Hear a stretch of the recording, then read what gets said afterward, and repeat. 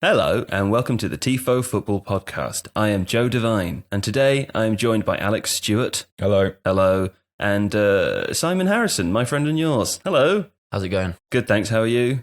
Yeah, not too bad. A little bit warm. It is hot here today, isn't it? A little bit. It's unpleasant, yeah. But Simon is here because today we are doing a sort of second edition of the Sensible Transfers podcast. I don't know if you know, but we've been making videos about this as well, where we pick a football club and we identify problem areas and then suggest solutions in the form of incoming players, i.e. sensible transfers. And we've been having a bit of fun with this on the podcast as well. A couple of weeks ago, we asked for listeners to suggest team names and roles on the pitch. And then Alex went through all of his big databases that he's drawn on the wall in blood in his bedroom at home in his parents' house and picked out the best footballers that might fill those roles from an analytical point of view as well as from a statistical point of view. So the idea is that we are looking for players who are not only good players as individuals, but will fit the systems that the teams that we're suggesting are playing.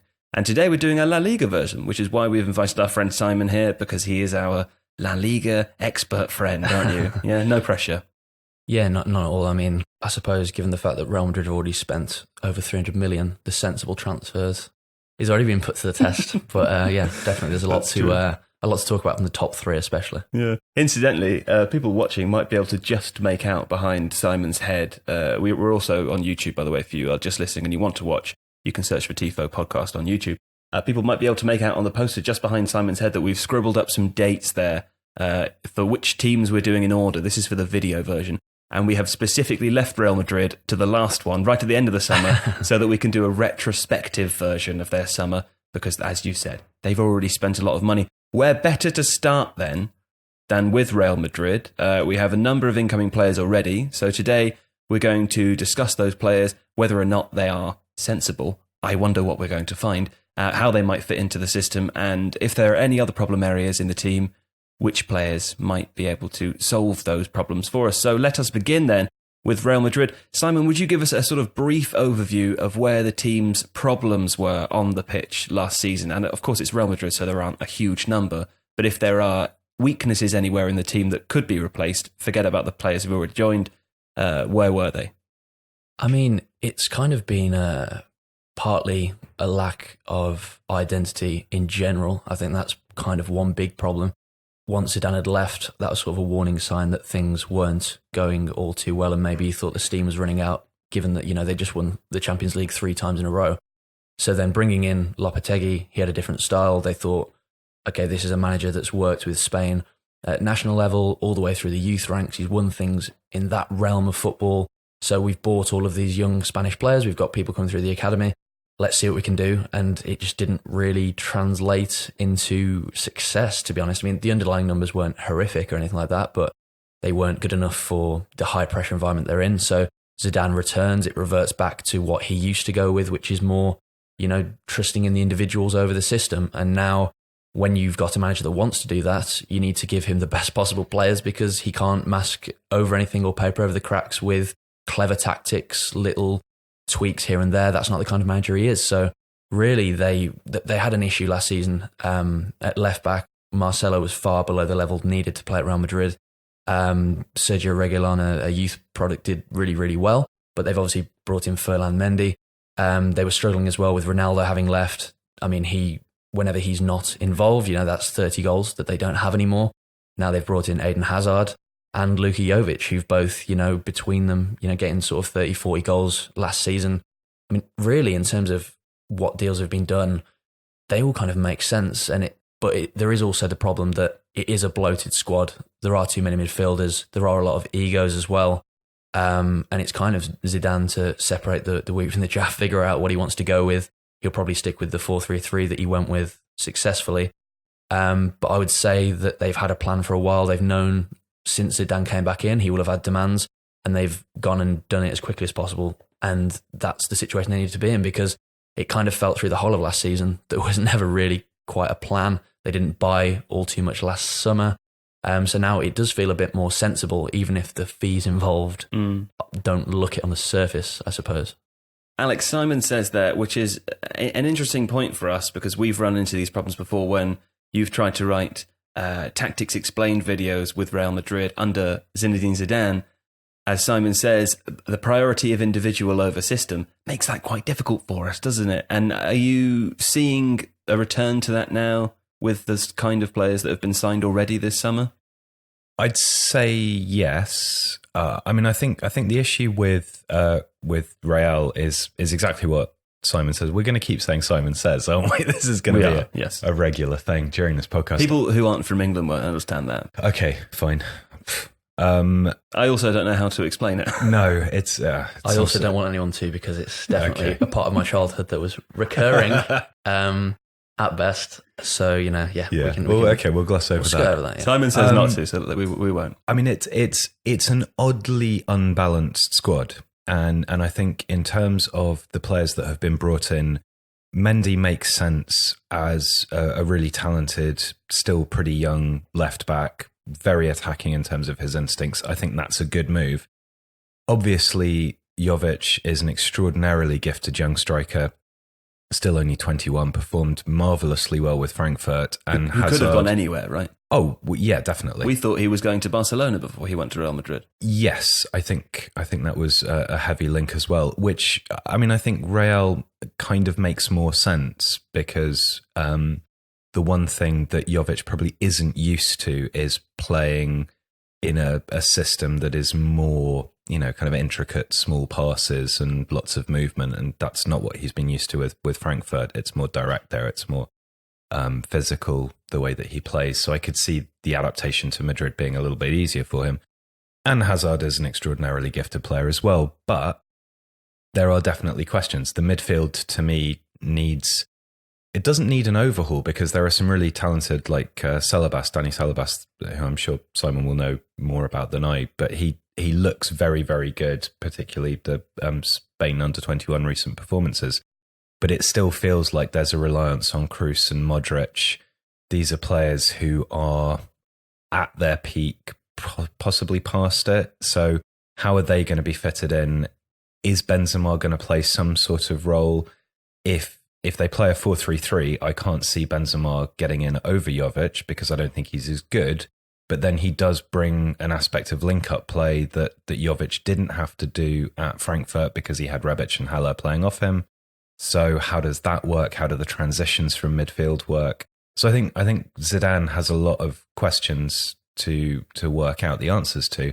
And like you say, he's a manager who seems to have, he seems most equipped to deal with that kind of Galacticos mentality of let's assemble a squad of really, really high quality players and let them do stuff. How does it work though? Because this is, I genuinely don't. And they sort of flummox Tifo in a way. Yeah. It's to our detriment because we spend so much time talking about systems and intricacies and little tweaks and how important the tiny details are.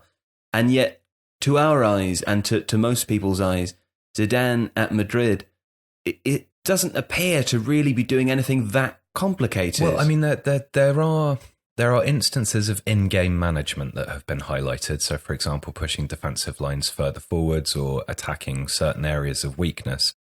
I think Zidane possibly is better at those things than he is at setting out a team in the first instance because he probably still has that sort of player's eye for what's happening during the course of a game. So he can spot the things that he as a player would have targeted or sought to exploit. So I think in those terms, it's not that he's tactically naive or incompetent, but possibly because of the quality of players that he's managed, and he's only ever managed that quality of player, he doesn't need necessarily to think about how to mitigate the opponent's strengths and so on in the same kind of way as a tactician who's come up through managing smaller sides does. Mm-hmm. It is really tricky, and you and I have had this discussion before about, if you were to just spend all of the money and buy the best player in each position on the pitch, would that team kind of cruise the league, or would you have to do things? And, of course, management is as much about man management and ego management and finessing all of those relationships as it is, drilling a particular kind of defensive line or pressing system. So he's obviously good at aspects of that job. We should also point out that at no point has Zidane cruised the league, right? I mean, that's the odd thing about Real Madrid is that they won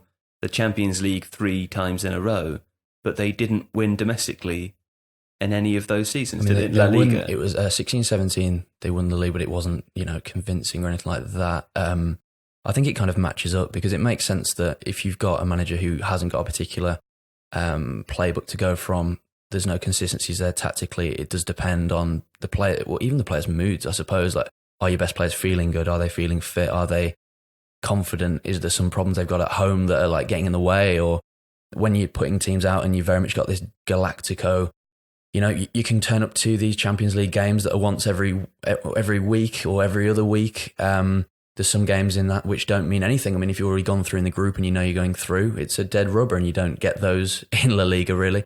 So it does kind of make sense that they have success in the more short-term competitions so far, because I think if as a coach, tactically, you get found out, if there are big weaknesses over the course of a longer season, and especially against Barcelona, who have been very, very consistent in the last few years as well, there's nowhere to hide. And I think that kind of, it shows that, with Zidane coming back, does that mean that Real Madrid would prefer to win the Champions League once again? Or does it mean that they're going to keep throwing money at it until it makes sense in domestically and in Europe as well?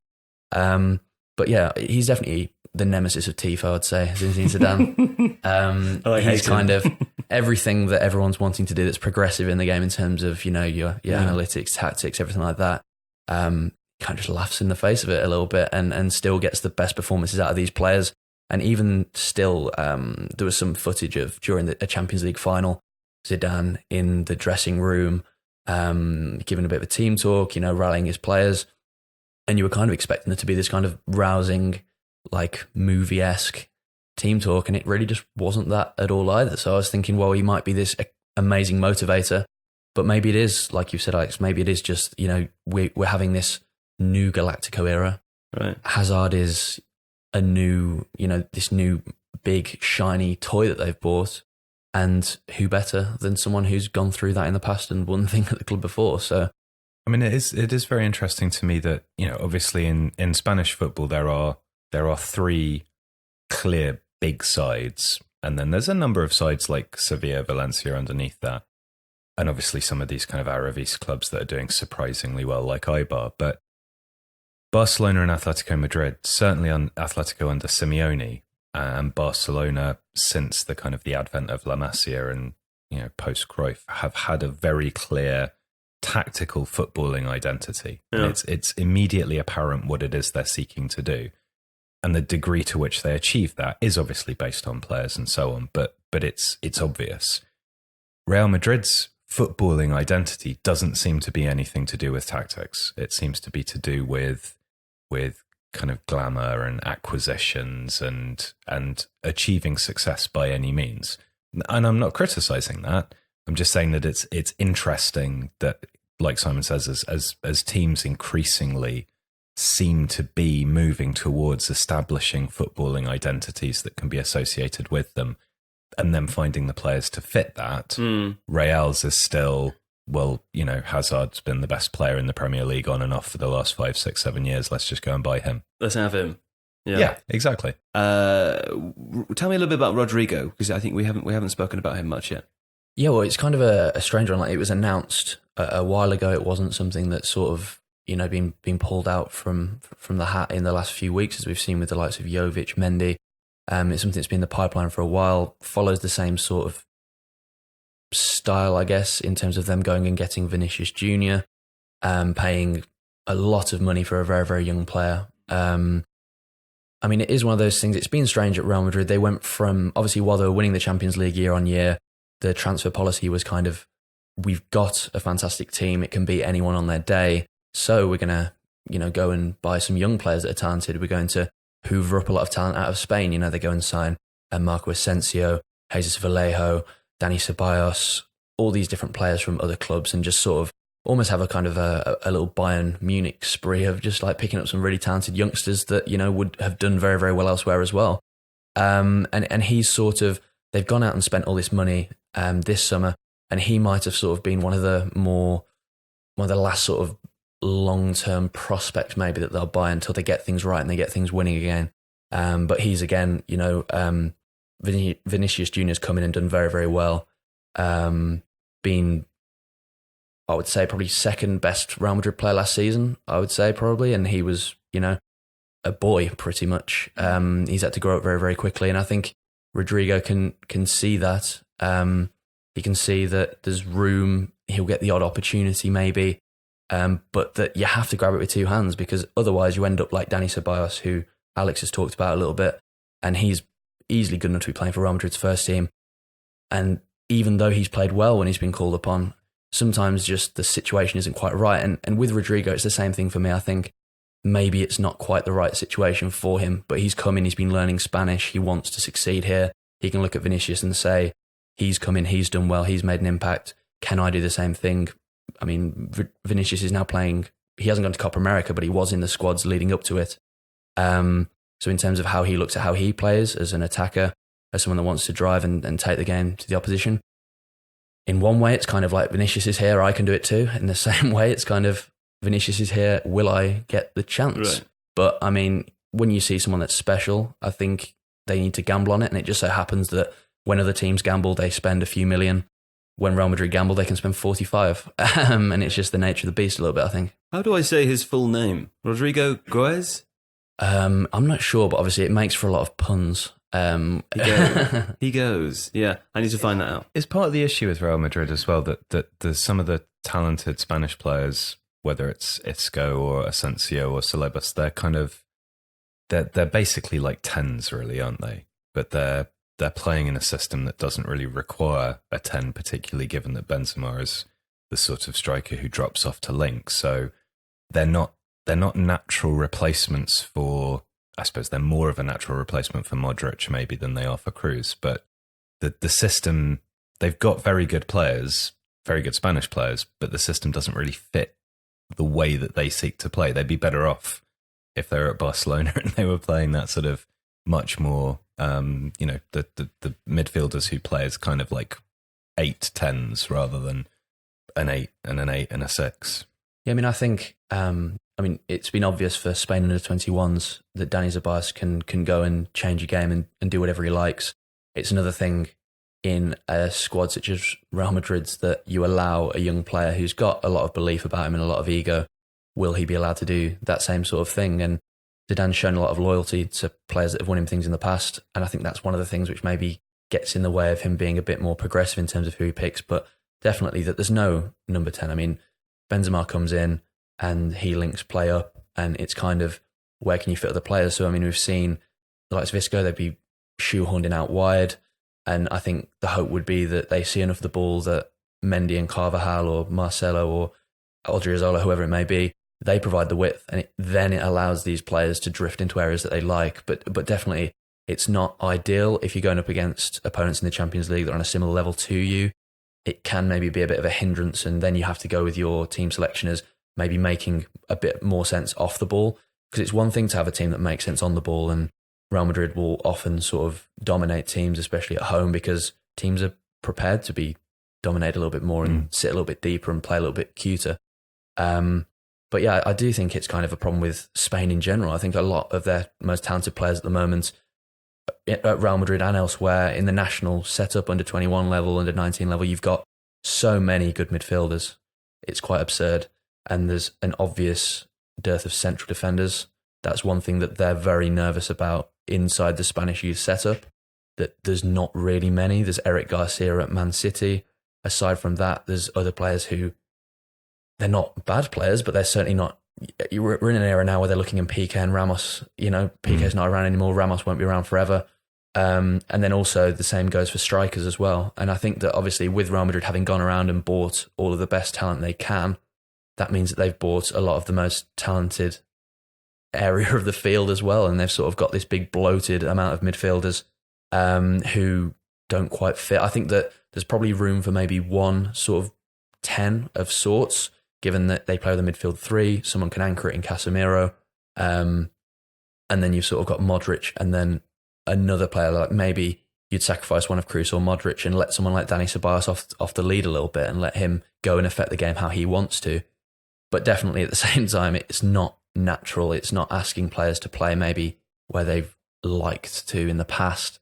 And that can be an issue, definitely. And obviously it creates it's unfair to expect a player to have come through being central to teams and central to systems, and then suddenly the spotlight's not on them. Maybe the team isn't playing through them as much. And, that's, obviously it's a massive issue because the stakes are so high at a club like Real Madrid. Mm. Well, this is a good opportunity for us to briefly discuss two players who've been frequently linked with Real Madrid. One of them more recently, which is Paul Pogba. Christian Eriksen is the other one who's been linked with Madrid for some summers now and ongoing during the season.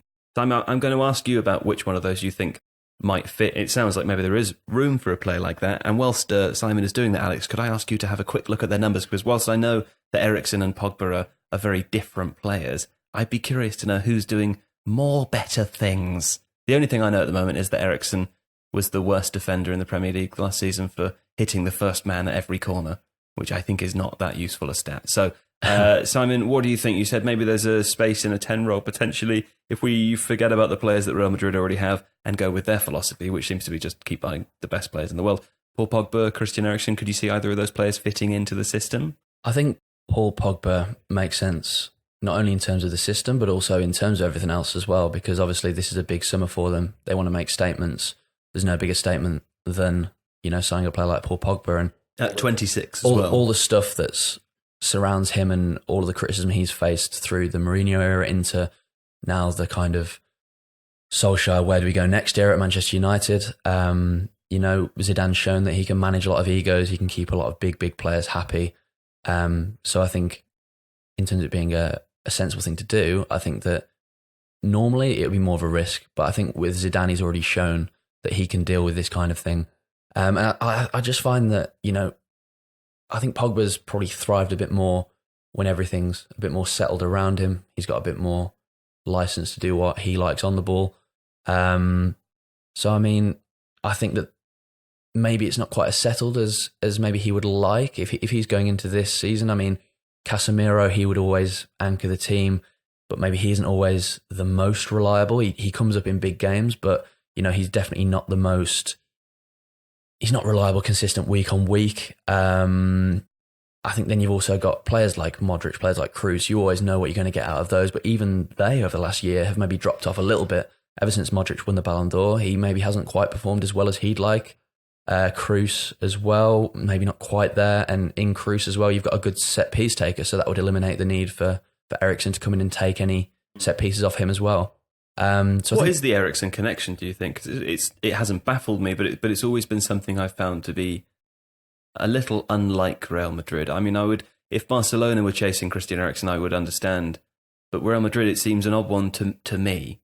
Yeah, I obviously he's a great player, but yeah, I don't really see. Maybe it would be understandable a little bit more if they were crying out for people to create things from dead balls for them, that kind of thing. Maybe that would throw a bit more weight towards him, but they're not really crying out for anything like that. I think when you look at just the ages involved, if nothing else, that the resale value, if that were to happen, the marketing, I would imagine that, Real Madrid's reputation in Denmark doesn't really need any help.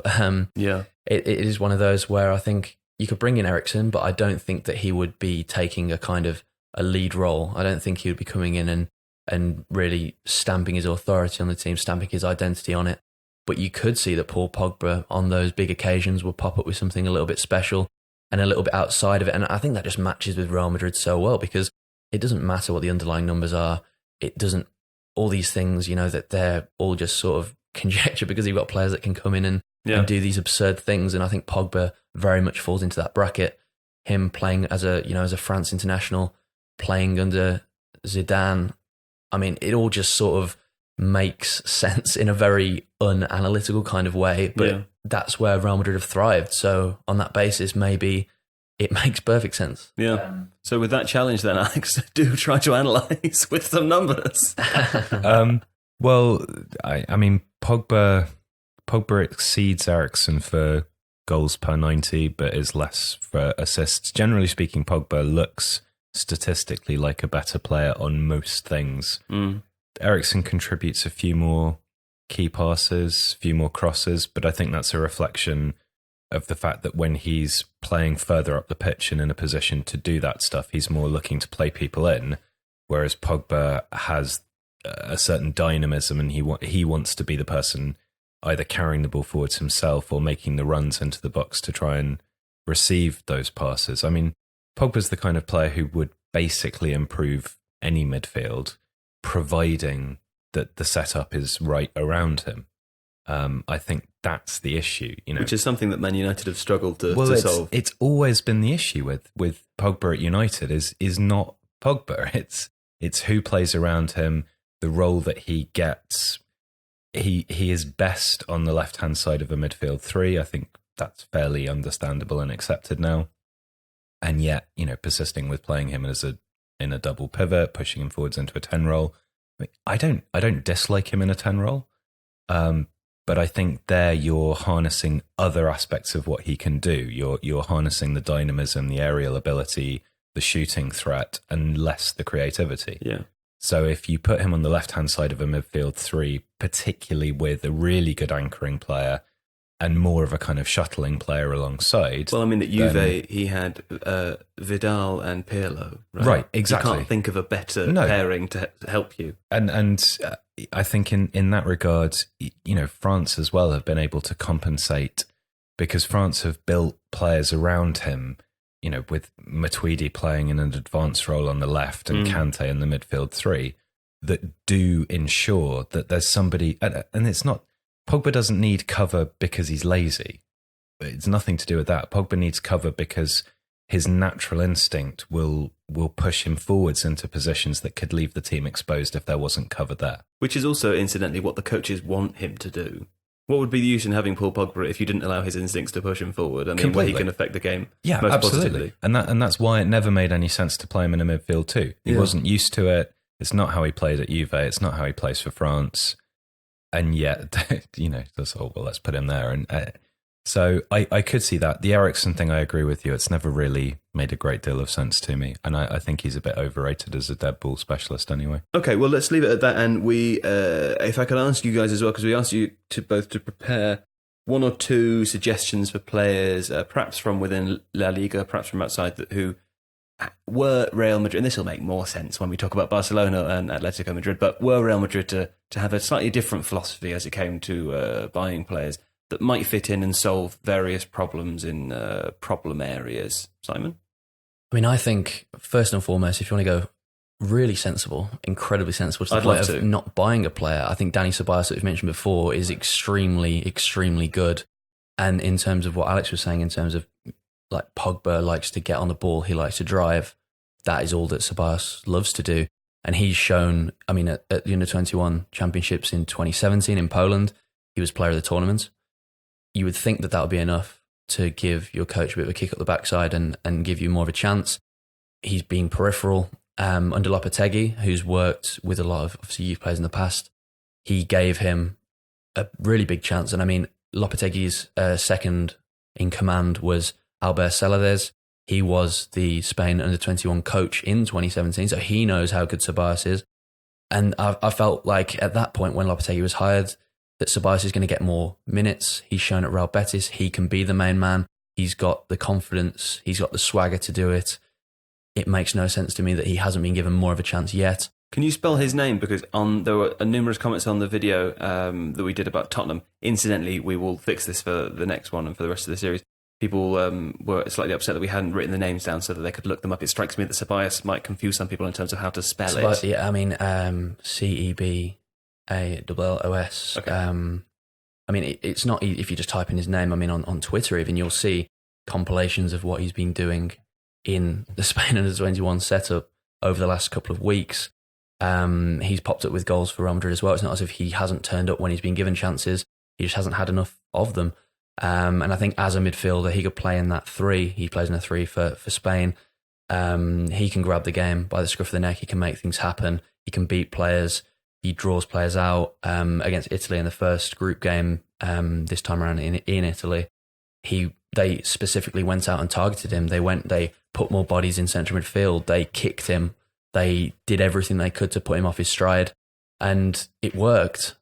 But against a team like Real Madrid, where everyone's of a higher caliber, and maybe teams respect them a bit more, because I feel like Italy and Spain at the 21 level see themselves as direct sort of rivals, that he'll have a lot more chance to just star in games and stand out. And I think that makes sense to me the most out of anything. I think when I saw Pogba linked, I just thought, well, if you want a player of Pogba's profile, you want someone with confidence or carry the ball, make things happen, technically extremely good, wants to be the big man, wants to be winning things.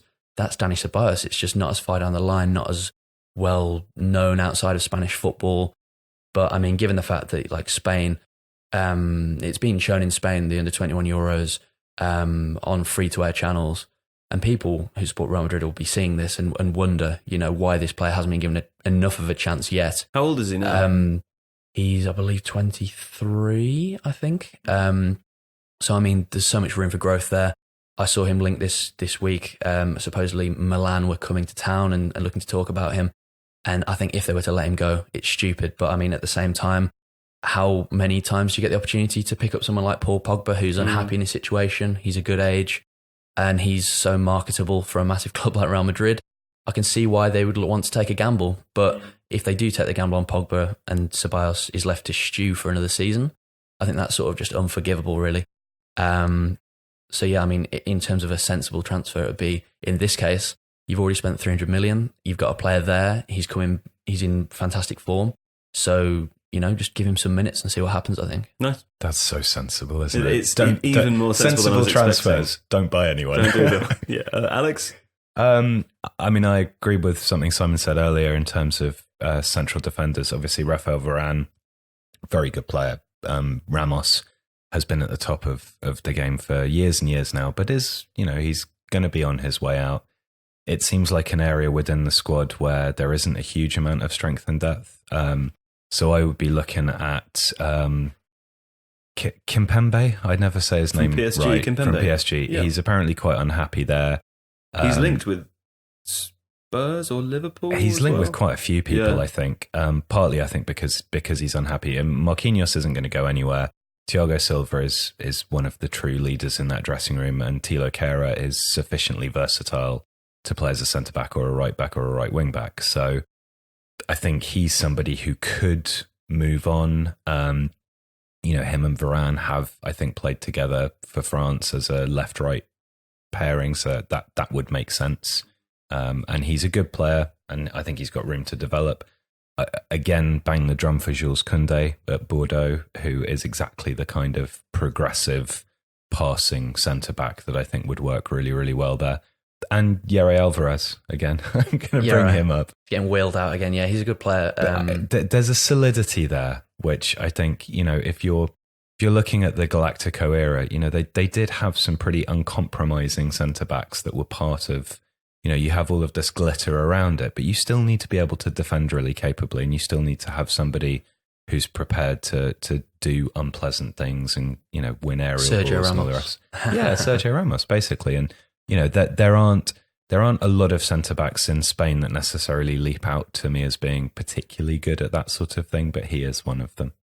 Okay, we've accidentally spent 35 minutes talking about Real Madrid, so we're probably going to have to move on. But Barcelona, I expect, will take less time purely because they don't need our advice. They tend to make quite sensible transfers. However, Neymar is on the list of possibles to return. I don't know how sensible that is. We will get to him, though, after we discuss Frenkie de Jong and Emerson. Frenkie de Jong, you've written a tactical profile on him before, haven't you, Alex? You're looking at me like you haven't. Have you not? No, I think I have. You have, okay.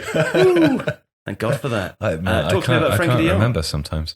Frenkie de Jong is an extraordinarily talented player. He is. It's difficult to sum it up, but his main strengths are his ability to link the defence in the midfield, either by dropping back, and this is something he used to do at Ajax a lot. He'd drop back into a kind of left-sided centre-half position in what became a back three, and then either look to release the ball through long passes or carry the ball forwards. He's very, very good at dribbling. In that kind of Moussa Dembele, like break the first line of the press sort of way. At the same time, he's also quite a progressive midfielder in advanced areas. He has a degree of tactical awareness that means he can patrol behind an attacking 3 or 4 and be there to sort of hoover things up and then try and restart the attack or recycle possession. He's great. He's really, really good. Well, Simon, give us a brief, again, overview of Barcelona, and then at the end of it, can you explain to me whether Frankie de Jong is there to replace Sergio Busquets?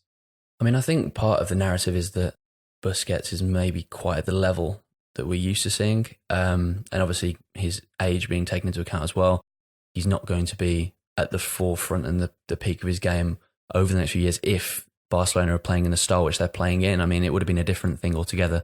If Guardiola had stayed this whole time, he would have stayed as the absolute fulcrum, and he wouldn't be, he would just be so key in them having so much of the ball that there's no way that he isn't key. I think under Valverde, it's not that same style at all. It's more balanced, it's more calculated. They're more thinking about how they can set up off the ball to frustrate other teams a little bit more than they should sometimes, maybe. So, I mean, their kind of issues are that Barca fans aren't maybe the happiest to watch it, I think. It's not as aesthetically pleasing. It's not, I mean, if Frankie de Jong is a signing that's obviously from Ajax, Cruyff, all those kind of links, he makes sense stylistically, philosophically, everything. But at the same time, Barca maybe aren't playing the style of football that is synonymous with Barcelona at the same time. So their kind of issues, I think, are maybe just they've got the sustained success at domestic level. They need to make it more compelling to watch. I think they need to make it more of a product.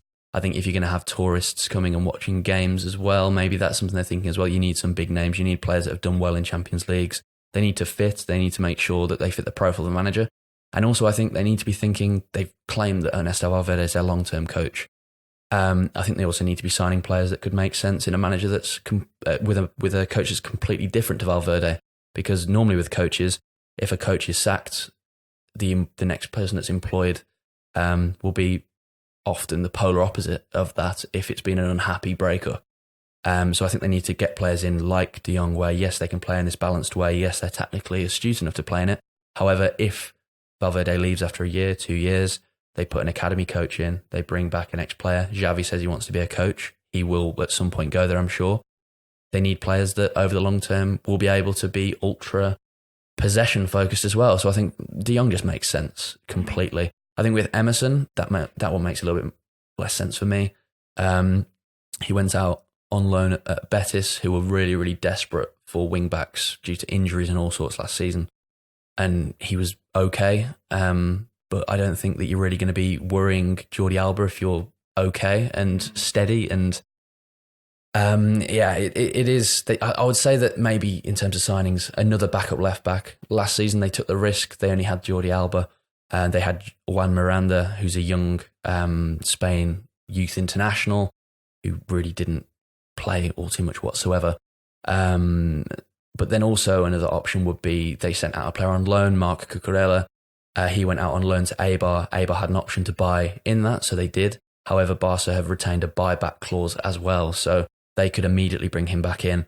And he's a very, very decent left back. He can play on the left-hand side of midfield. He can play even maybe as a winger. So I would say for convenience, Cucurella could come back in and be that second left back potentially. With Emerson, I'm not all too sure, to be honest, where he's going to fit in. I reckon another loan could be good for him. But yeah, I'd say in terms of problems, de Jong kind of fits in that once Busquets has had his day, he's there. Emerson, not sure where he fits in. So all in all, maybe another striker. I think that you mentioned before with Jovic being linked with Barcelona. Maybe the fact that, Luis Suarez getting on a little bit, picks up quite a few injuries, rushes himself back a lot for club and country. The wheels have got to fall off that at some point. He's asking so much of his body. And really coming through the academy, they've not got huge amounts. They've got a few. They've got Callado's done quite well in Segunda. You've got the likes of Abel Ruiz they gave the debut to, who's been a good striker at youth level for Spain, but he's not quite there yet. So I reckon problems-wise, another striker would be interesting, and I think Griezmann has been heavily linked. That would make sense to me. He's versatile. He can play multiple positions. That would make perfect sense, I think. Yeah, I mean, that they have, to me, they seem to, again, have a slightly disjointed squad. And it seems like, I don't know whether it's not necessarily a lack of domestic competition, but maybe the issue with with Barcelona and acquisitions is that for such a long time, particularly in midfield, they were able to rely on the production line of La Masia, or the production line in La Masia gave them enough players who were good enough and stayed fit for long enough that they didn't really need to look massively outside. But the midfield currently doesn't really shout any kind of enormous quality, and certainly not quality of the sort that Barcelona are used to. I mean, Arthur has done reasonably well since he's come in, but again, you kind of they've been playing with a sort of a 4 in midfield without the natural players for that. It seems like Ousmane Dembele has done very well playing further up the pitch. He's not a natural right midfielder in the same way that he's a right winger or a left winger, and it just feels like there's, again, not quite this sort of balance and sensible thinking about how to construct a squad overall. Well, talk to me about Neymar then, because look, for a start, it's an odd one. It's complicated. It's not, maybe, I don't know, is it a sensible transfer? Presumably bringing in Neymar would affect the current system quite a lot. I mean, we remember discussing before he left the PSG the issues with trying to get the whole front line into the team, including Ousmane Dembele as well. Does Neymar make sense to bring back? I think on just ability alone, then yes. I mean, he's one of the best forwards in the world. At the same time, he'd be returning to Barcelona with a ton more baggage. Obviously, he's got various accusations made against him outside of football as well, which is another thing which isn't, it's a difficult situation. I think purely on footballing ability, I mean, he can come in. I would definitely see that as being the end for one of Felipe Coutinho or Ousmane Dembele at that point. It would definitely be a statement. It would definitely be a sort of, well, Real Madrid have signed Hazard, so we've brought in someone who's fantastic and he's proven here before that he's extremely productive. The only thing was that maybe he left Barcelona to leave Messi's shadow, and this is him accepting that he's going to drop back into it once again. But arguably, he's been at times in Mbappe's shadow in Paris as well. So, I mean, in terms of ability, it would make sense. It's just... Am I right in thinking that Messi's effectively asked for him back? I mean, there's always a lot of these kind of stories in the sort of Spanish media, because there's a lot of kind of, I'd say more... Player power is more understood there. I think that if player power in England, if you had, for example, Paul Pogba asking for certain transfers, people would think, why does he have the right to do that? If it was maybe a more established player who's been there for a while, then maybe those stories would come out. But yeah, I think in terms of, there's always these stories that come out with Sergio Ramos wanting such and such to happen, Lionel Messi wanting such and such things to happen, and Messi made the announcement that they're going to be going for winning the Champions League last season, and that didn't happen either. So it's one of those things where I think it's the way of saying and suggesting that things, maybe the players aren't quite as happy as they could be. I think that players would love to play with Neymar. I think that's one thing. If you're a football player, you want a player like Neymar.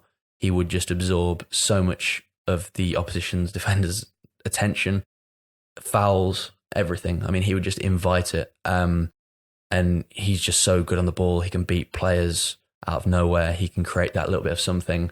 And maybe that at times, Barca need a bit more of that. I mean, you said that they may be lacking a bit of invention in midfield, a bit of something, a bit of X factor to it. And obviously you have got Messi, who can do anything he likes, but someone else to call upon when things are looking tough would be, that's always useful. I agree. I find it interesting that Barcelona used to be able to generate that further back as well, and not just have a kind of, it seems to me Valverde's gone for a midfield which is much more, like you say, about finding a position in which to win the ball back, frustrate opponents, transition, and then kind of let Messi and Suarez do stuff, and Dembele to a degree.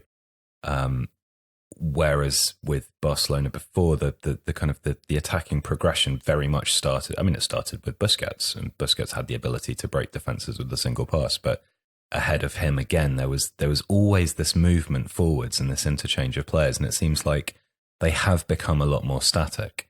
And if you're bringing in Neymar, I would agree. I think it would spell the end for Coutinho. Not sure where he'd go, but I think you're putting the emphasis on attacking further up the pitch again, and effectively then creating a midfield of people who just give the ball, sort of like PSG were, in the season before Tuchel came in.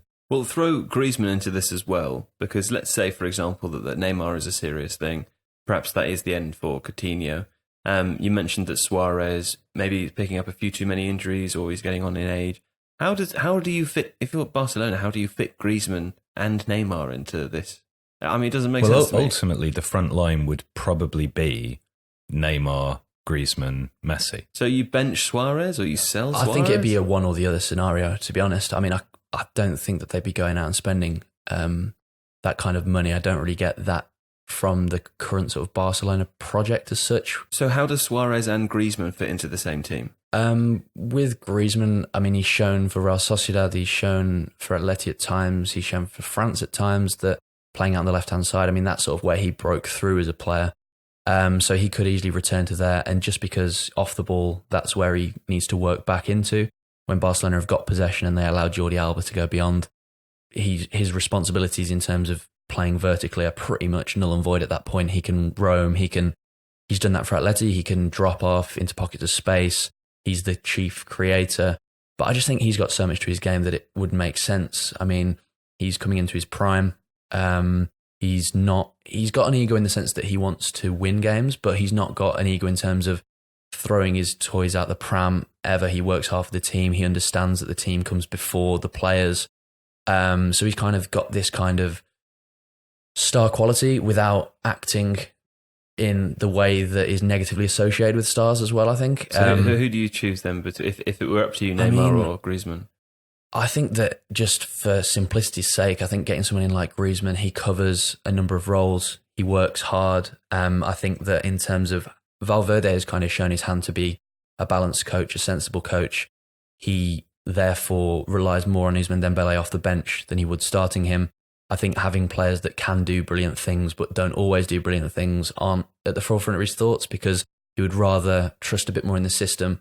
And then you've got players like Lionel Messi to add that little finishing touch.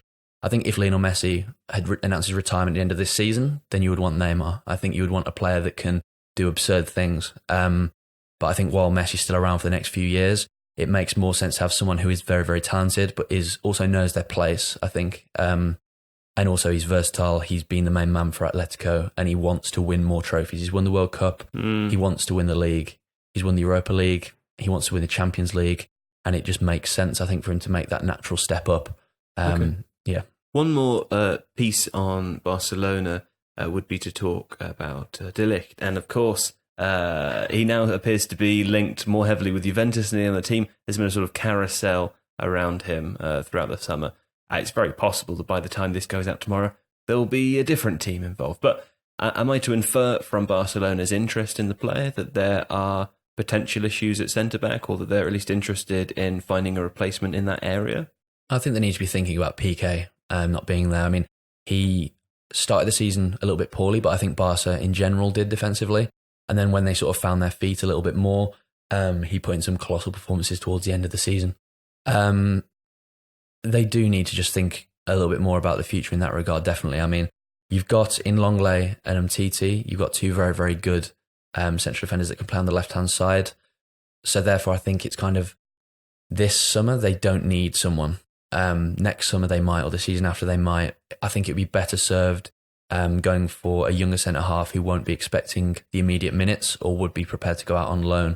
And I think from what De Ligt has said, he wants all the first team minutes right away. He wants to go from what he's done at Ajax to doing that somewhere else. And I think if you want that, you've got to go to Juventus. I think you look Barzagli retiring, Chiellini 34, Bonucci 32. That makes so much sense. I think if his agent pushes for anything other than that, his agent doesn't want what's best for him, I think. And maybe in a couple of years, if his progression goes as planned and he wants a new challenge and he doesn't want to be at Juventus anymore, then by all means go for him then. But I think, they need to address, I think, the balance in the team a bit more. You've got Gerard Piqué, you've got Clement Longley, who had a great first season, and you've got Umtiti, who had last season destroyed by just intermittent injuries. And when he's fit, I mean, his first season, he was extremely good at Barcelona as well. So I think it's not a priority. It's something where if they were to make a signing of a young player, I mean, they did sign Todibo in January, but I don't think he was ever signed with a view of being a key player for Barcelona. They've done it with Marlon in the past as well, and then he's gone out on loan. So I think it's in the back of their minds, but it's not the first thing on their list. And I think that makes sense, to be honest. Okay. To Tifo's choices then, both of you have one or two names you might suggest for a sensible transfer to Barcelona. Alex, I'm going to start with you. Who are your choices? I don't really have a sensible transfer beyond someone like Griezmann. Okay. I would say, not to be awkward like Simon was earlier, but I would be looking to, as much for footballing reasons as for strategic reasons, I would be looking to go back into the youth team and try and get players like Puig, for example, to get proper minutes. I would be looking to bring back that sense of Barcelona being a team with a natural progression from academy to first team that does feel like it's kind of stuttered a bit of late. Something weird has happened at the academy, right? Yeah, I mean, basically, I think they certainly they haven't, they had a ridiculously good crop of players. But it's more than that, I think. I mean, someone pitched us a script idea in this, which I didn't take up at the time for various issues with it, but that I know that there is a story in La Masia. I just don't know what it is. It's kind of, well, if Alex was to talk a bit more like as he was just then, I think in the comments or whatever on this video when it's on YouTube, people would be calling for him to be their sporting director, to be honest, because that is what Barcelona fans would like. They would like that connection. It wouldn't be the first time. I mean, yeah, it's basically been, you had the whole generation under Guardiola's control, and obviously it's near impossible to ever top that. That's a complete anomaly, which counts against Barcelona. But at the same time, the way that things have been going has been dreadful. There was the whole scandal with bringing players over that illegally shouldn't have been there, having them at La Masia, having to let a lot of them go. Interestingly enough, one of them they had to let go, Takefusa Kubo. He went back to Japan, signed for FC Tokyo, made his debut there. Very, very good, both for club, and then he's made his debut for his country in the last couple of weeks. Real Madrid swooped in and said, we'll be having him, thank you very much, when he turned 18. And then there were so many. I mean, it was back in the kind of era of there being players like Sergi Canos there. I spoke to him.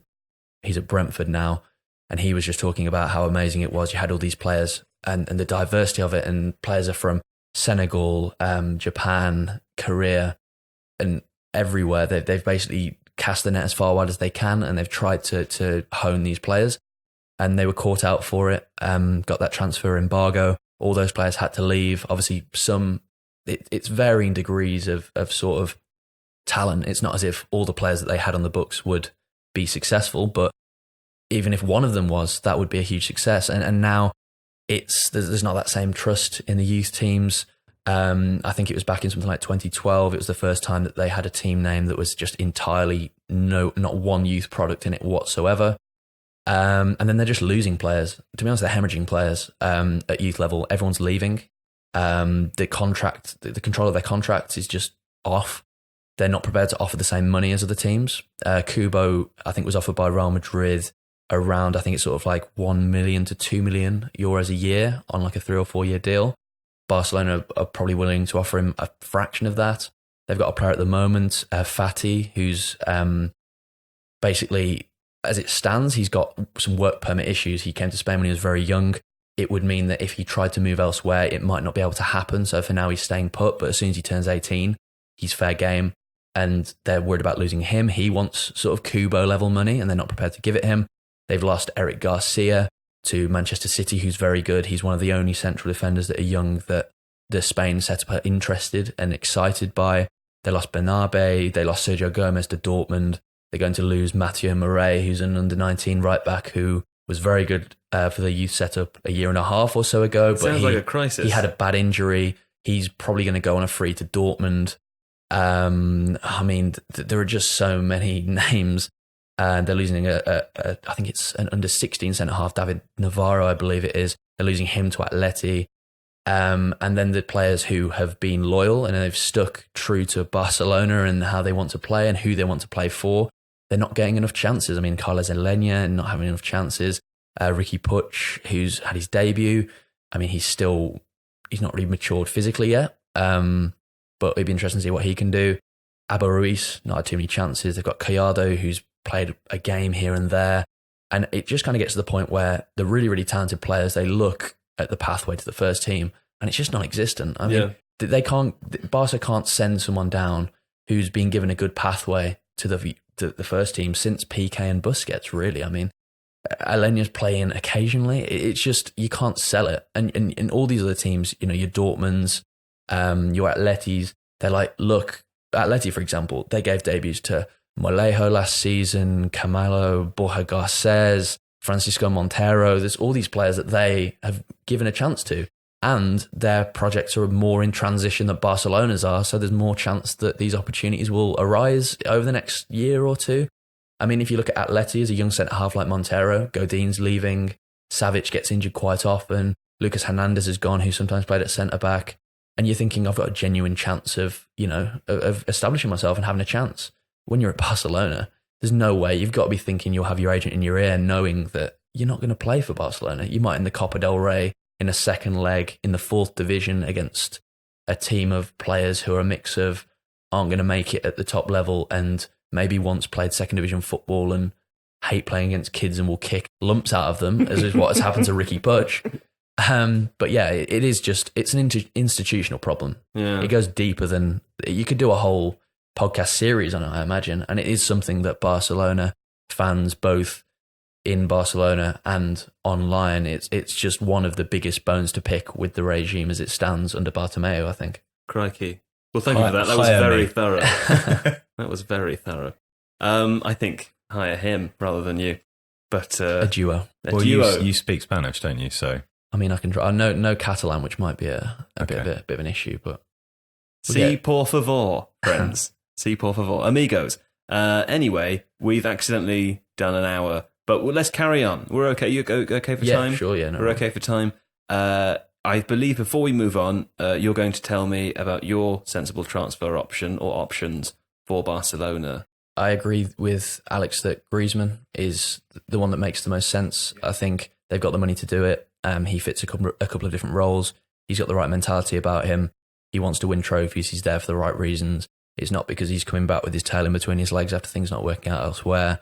So I would say Griezmann. I think maybe if you're looking for a more inventive midfielder, I mean, it would be nice to see the likes of Aleña and Puig get chances, but it's not really realistic.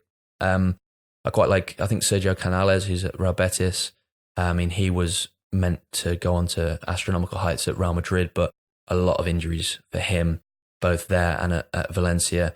Got his career back on track at Real Sociedad. Very, very good season before last. Moved on a free to Betis for last season. And he was just phenomenal, really. I mean, in terms of Spanish central midfielders, probably the peak last season were Dani Parejo, Sergio Canales.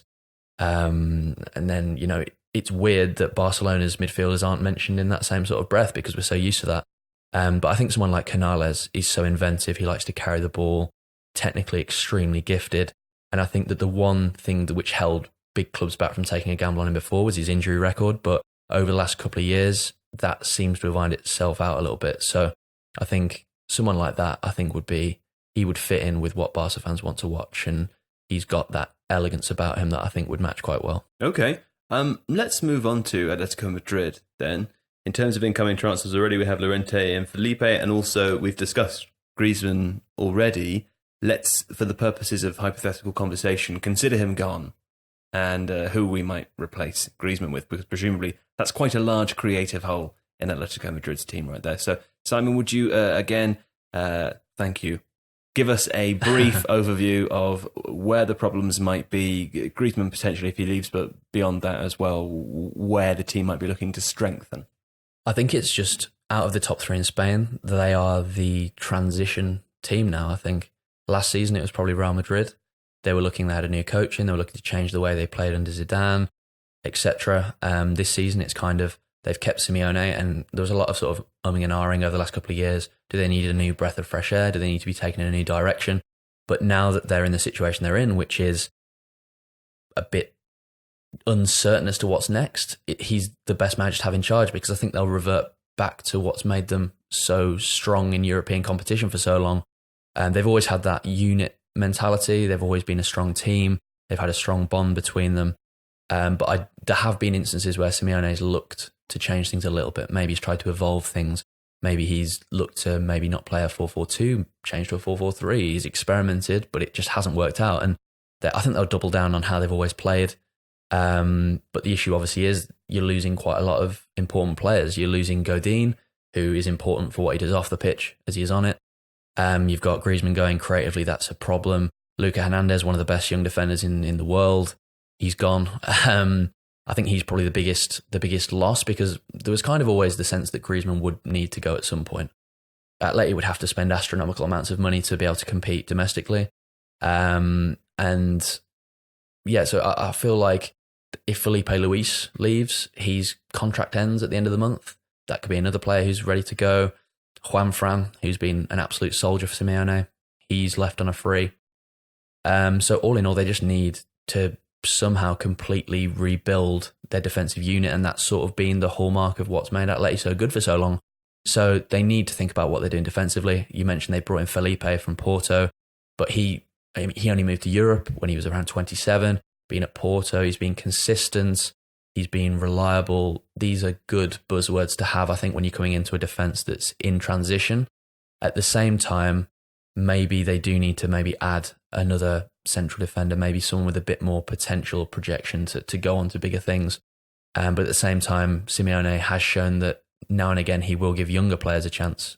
And he gave Francisco Montero a chance last season for a few games, but it kind of felt like a stopgap. So for me, I mean, they need to just think about the depth there. If Felipe Luis turns around at the end of the month and thinks, I'll sign a 1-year extension, I think that would solve a headache for them, to be honest. Even though he's not at his peak anymore, he's still played the most minutes out of any left back at Atleti last season.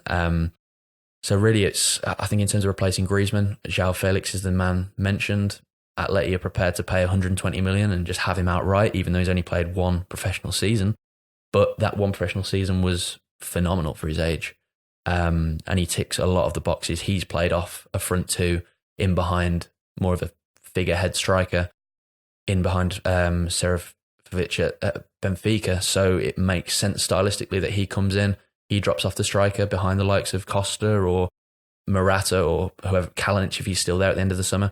It makes sense that he comes in, but it is expecting a lot from someone who's very, very young. There's a big price tag as well. Although it's one of the things I've always associated with Atletico Madrid is having one incredible striker. It always seems to be the way for them. Alex, you're a big fan of Diego Godin, or at least you were the last time we talked about him about a year ago.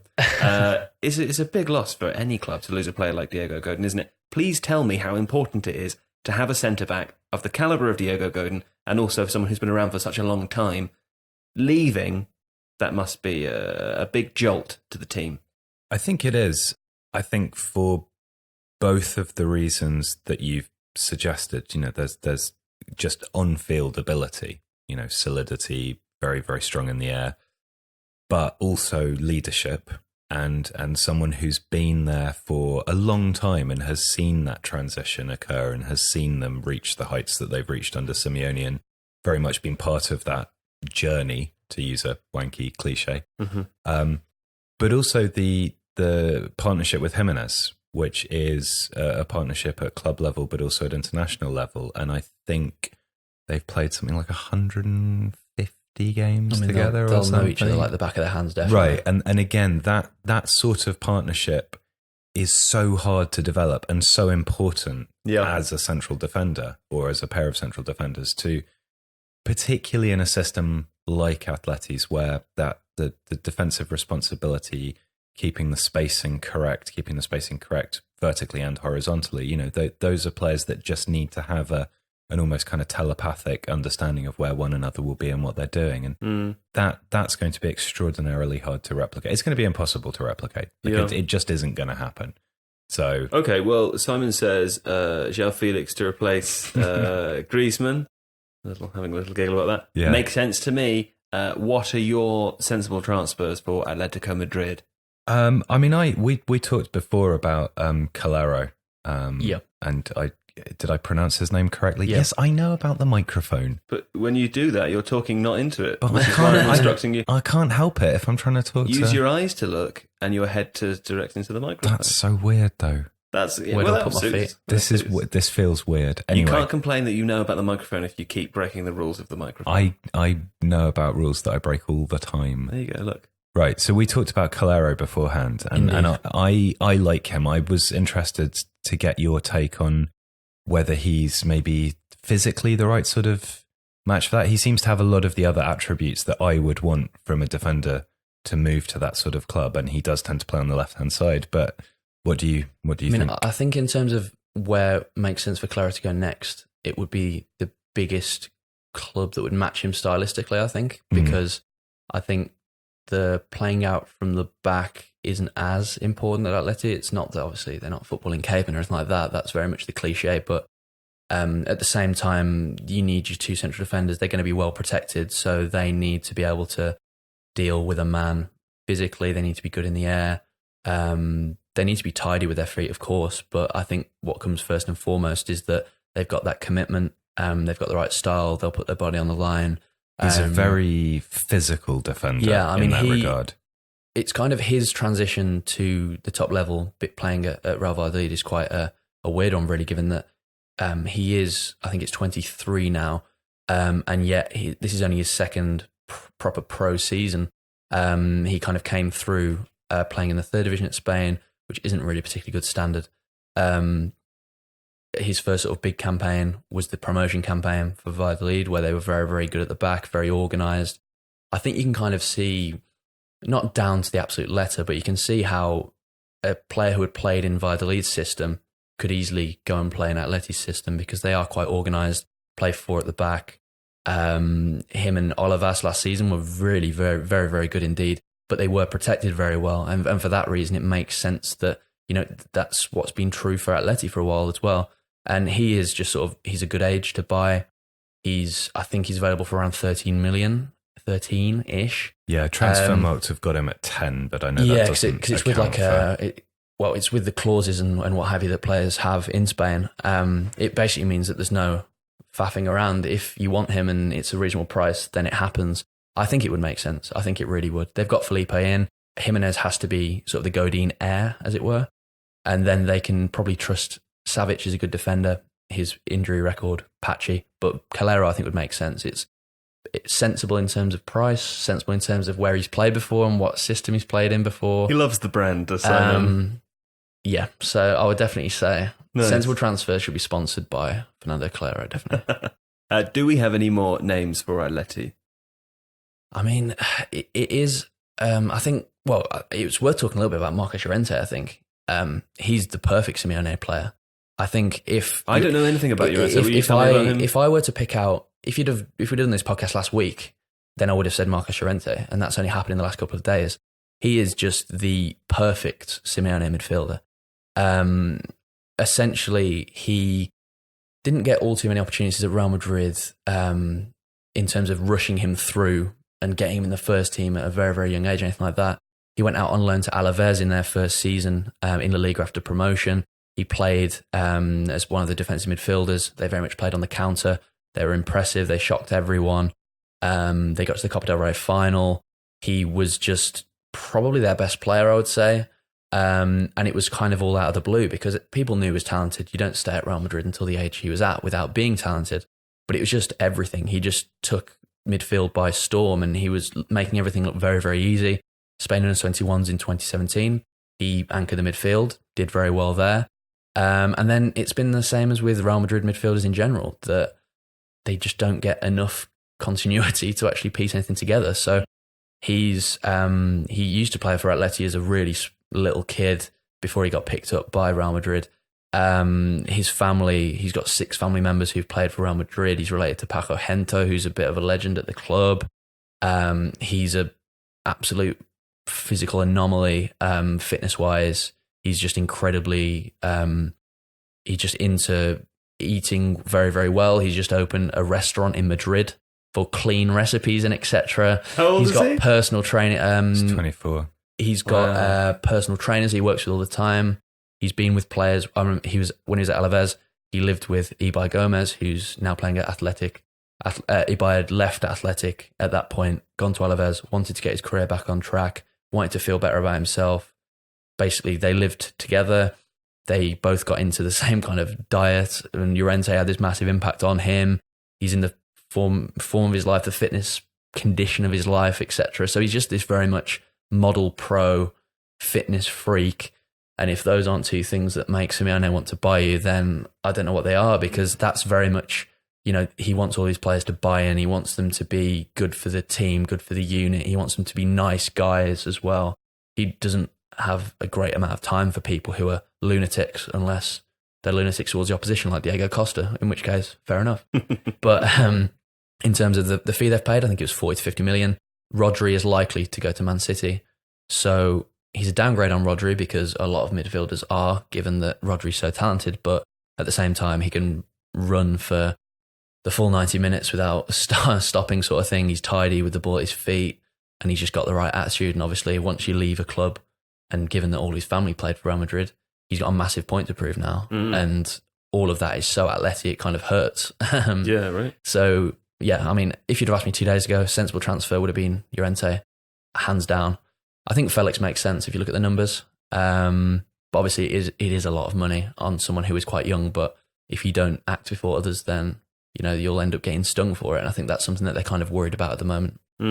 Okay. When we planned this, briefly planned this podcast, yep, you said to me, Simon, that perhaps it would be wise to discuss other teams in La Liga. Now, I didn't know there were any other teams in La Liga, but you said, as a true sort of fan and aficionado, that it would be rude not to do that. So I said to you, have a think about any obvious problem areas in the smaller teams. And if there is anything there, now's your chance to talk about it. Well, I mean, there's a lot to talk about in terms of Real Betis. They had Quique Setien, who's very much... if Zidane is not Tifo branding, Quique Setien is very Tifo branding in terms of philosophy, in terms of style, in terms of everything there. They need to just kind of reshuffle. They've got a new coach in who's a lot more intense, a lot more direct. Wants a much more realistic and pragmatic sort of style, I suppose. So it's important for them to be thinking about what they're doing in terms of getting some nice vertical players. They've spent 2 years playing very, very patient football, and now I think the fans are bored of it. And they've brought in a coach who's willing to be a bit more attacking. So they need to be looking at, bringing in a couple of attacking options that have got a bit more verticality about them, I suppose. I mean, in terms of Valencia, they probably need to get in another striker who's prepared to score quite a few goals. They've been linked a lot with Maxi Gomez. He's been linked with West Ham as well, but it seems as though Maxi Gomez wants to stay in Spain, which I think would definitely make sense for his career. Maxi Gomez, if people haven't had a chance to see him, he's now sort of an absolute key man for Celta Vigo. He's played for Uruguay a fair amount as well now. He was sort of branded with the lazy sort of the next Suarez tag when he was coming through in Uruguay. But now he's sort of very much, he's just an absolute nightmare to play against, to be honest. I mean, he's so strong, fairly quick. He's got the right attitude. He's sort of just a natural goal scorer with his head, with his feet. He's not the most sort of inventive in terms of beating players with the ball on the floor, but in terms of putting the ball in the back of the net, leading the line, holding up play, everything like that. I mean, not only for a club like Valencia would they be lucky to have him, but it makes sense. He's been linked to clubs like West Ham. He's been linked to other Premier League teams and things of that nature.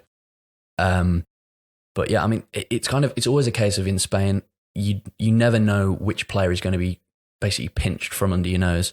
You've got clubs who have done very well. I mean, Espanyol managed to get into Europe last season on kind of the final day, a bit of drama. They could easily lose their best striker in Borja Iglesias. He's in the same sort of mould as Maxi Gomez as well. Strong, quick, intelligent, a nice guy as well, which I think is kind of underplayed in terms of how important that can be in certain scenarios. And they've also, as a broader problem, everyone in Spain has got release clauses in their contracts. You explained this to me before the podcast, and I wasn't aware of this. Yeah, I mean, it's kind of, you have to stipulate in a contract what the release clause is. So essentially, if a club want to pay that, they turn up to La Liga's offices and they say, here's that money. We can talk to this player. If he wants to join us, then he joins us, kind of thing. So, I mean, it's one of those things where it's tough to keep track of in the modern era, because I don't think Neymar would have left Barcelona for Paris Saint-Germain if they hadn't have had a release clause, because basically PSG could walk in and just be, right, we're talking to Neymar, we've got the money, this is going to happen if we want it to happen, if we can turn his head. So, I mean, there are a few players, Ika Munayin last season, Obviously, Athletic, them having the Basque-only policy, it's more than a club sort of vibe there. It's more of a culture. He, in his most recent deal, stipulated that he didn't want one and no amount of money would be needed. But I don't know whether that's more of a token gesture and really they'd put something in at like 500 million because the issue with clauses, I think, in Spain is that with the market, it just keeps blowing out of proportion crazily. 10 years ago, very modest fees. Now, insane fees, and clubs need a chance to catch up with it, but you never know when the next leap will come. So you put a £200 million release clause on Neymar and you think that is absolutely safe. He signed a 5-year deal, 2 years down the line. Suddenly the market's exploded and now it's not so silly anymore. And now everyone who's got all their players under contract is thinking, like, Christ, like any of our players could get sniped if people have got this kind of money now. Yeah. So then you see this retrospective kind of everyone renewing deals, putting in crazy clauses. When Dani Ceballos joined Real Madrid, they put a 500 million euro clause on him. So it is just kind of with Spain in general. If you're a small club, you're modest, there's no way that an agent, unless you've got a massive affinity with your club, an agent won't be able to persuade all too much in terms of they'll want low clauses. Like Osasuna have signed a player, Ruben Garcia from Levante. He was good last season. I think he got something like 4 goals, 9 assists, something like that. He was good for them. He signed permanently for 3 million, but his agent has already stipulated in the deal of joining Osasuna permanently in La Liga next season that his release clause is 7.5 million euros. If he has a good season or a good half a season, he's gone. He's gone automatically. But given that he's 27, 28, his agent wants that because he wants to use it as a stepping stone kind of thing. So, I mean, in terms of if you wanted to, with the whole sensible transfers, I mean, La Liga is ripe for the picking for clubs. If they've got good scouts they trust in Spain, there are so many good deals you can get done that are so cheap. Real Sociedad, they bought Porto from Girona over 2 seasons in La Liga, and it was the first 2 in the club's history. He's scored cumulatively 20 goals, formed a great partnership with Christian Stuani. Both of them, after their relegation, their clauses got cut in half. You could have got the pair of them. They've scored in the last 2 seasons 40 goals between them. You could have got the pair for 17 million. These kind of things. In terms of like, if clubs are looking to spend intelligently, I think Spain, because of these release clauses, and because outside of the top 6 like clubs don't have big budgets, you can just swoop in and have free reign a little bit, really, unless a player just wants to retire at whatever club they're at and they're sort of a one club man kind of figure. Okay. Alex, I think you may have prepared a few young players from La Liga as well who may be in these sorts of positions. Money and fees aside, young players to look out for the larger clubs in La Liga or outside of Spain as well. I looked at players in Segunda actually. Oh, although okay. I've just been looking at stuff. Unai Lopez at Athletic. He looks nice. He was on loan at Leganés. Thought I'd throw that out. What's there. nice about him? What's his nice hair about, or yeah, his hair. He's got a good beard as well, the way his face shadows at dusk. and he's an athletic player. Talk to me about Segunda. So yeah, these I've checked these names for Simon as well. Pau Torres, who played at Malaga, he's on loan from Villarreal. He's centre back, tall, physical, proactive defender. He seems like a reasonable good passer of the ball, and I think based on what we've been saying about possibly that being an area of general weakness or an opportunity maybe for players to step up and show value in that position, although you're kind of dubious that he'll maybe get the minutes. Yeah, that's the thing. I think a big issue for Villarreal is at centre half. It's been an issue for ages now. It's kind of ever since they kind of waved goodbye to maybe a decent centre half partnership about 6 years ago, maybe something like that. I mean, ever since Masaccio left essentially for Milan, they've struggled to kind of have a solid centre half partnership. Daniele Bonera is probably going to retire. I think I saw something that he might be a second in command in Italy, an assistant manager. But yeah, they had Ramiro Funes Mori, who Everton fans will remember interestingly, I think, given that he had the right attitude that you want to see from your central defender, but in terms of making crazy mistakes, he was one of the best in the game at just surprising you every week, and he's done that last season. So yeah, I mean, Pau Torres, Villarreal chose to rehire Javi Calleja. He's a past B-team coach for them. He's coached at youth level at the club. So Pau Torres has got to be feeling quite optimistic, I'd say. They're linked with Raul Albiol, who would make sense too. He'd be about 4 million. He's obviously in the twilight of his career, but if you can get him in, get one good season out of him, 2 good seasons maybe if you're lucky. Next to younger player. Yeah. And then, I mean, yeah, you've got Pau Torres could come in and rotate a little bit here and there. Kayaka's shown that he's not afraid to give young players a chance. He's given Manu Morlanes chances, Samuel Chukwueze chances, who's a really good player, by the way, if you've not had a chance to see him. And just in general, Villarreal is a good club to be at to get a few chances. We've seen Rodri rise just at a crazy pace. They were willing to trust in him after he was let go by Atleti at the age of like 13. So yeah, Pau Torres, solid player, I think. I think after you've had one good season in Segunda and you've proven that you can do something there, that's when teams at the bottom half of La Liga start looking and thinking, where is the value? Another loan in the bottom half might work. Another loan to maybe another relegated club in Segunda might work, but he could easily, try and get himself maybe 10 games next season, something like that, and move on from there. But it's a decent club to be at for a young player, I think. The other one I wanted to highlight is a right back called Alex Diaz, who's at Extremadura. 4 assists last season, exceeded that with expected assists. He's quite small, he's about 5'8", and defensively he can get caught out a bit, but he's very, very quick. And he seems to... He's a good decision maker. He'll bomb forwards and overlap and get crosses in, but he will also hang back. He doesn't always overcommit. He will sometimes continue his runs infield and then look to be almost a striking option. So he's quite versatile, probably more of a wing back than a full back. But he's only 23. Again, would probably be super cheap. So he'd be an interesting person to look at. Okay. Right. God, we ran over quite a lot there.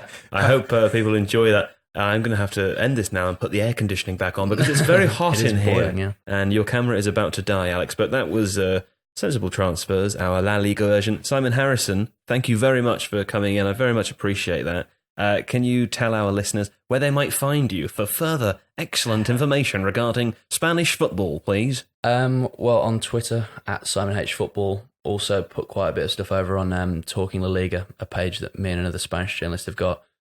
So on Instagram, Facebook, at Talking La Liga, we kind of like, as you might have gathered from this, we kind of like to go beyond the front sort of 2 or 3 runners in the division. So yeah, if that sounds like the kind of thing that you're into, then definitely go over there as well. Great. Alex, thank you. Thank you. And we will see you next week with another Sensible Transfers podcast, but not related to a specific club, I think. But I don't really know. We'll talk about it. We'll talk about it. Thanks, bye.